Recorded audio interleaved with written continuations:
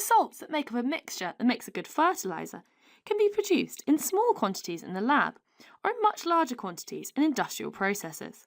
For example, if we're going to make ammonium, potassium or phosphate salts, the technique we use in the lab will be different to that used in an industrial scale. We've seen that we often make salts from neutralisation reactions.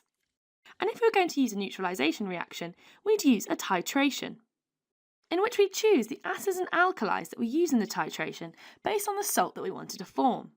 After this, we'd want to separate our salt out from solution, so we'd used a crystallisation reaction. You can find out a lot more about titration and crystallisation in our videos on them.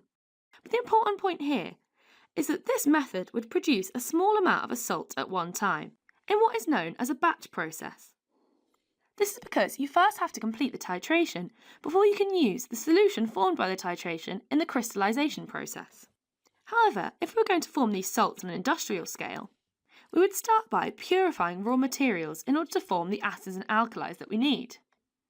Instead of carrying out a titration, we would fill a large reaction chamber with these acids and alkalis, and we would leave them to react.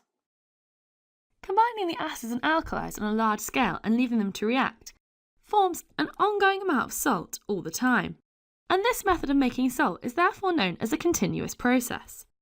At any time you can take off some of the salt that's formed and there will still be more salt forming. Many fertiliser factories will use lots of different chemical processes. Hi guys!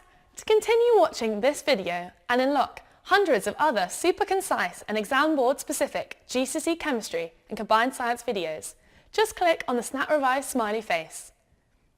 Join me today and together let's make Chemistry at GCSE a walk in the park.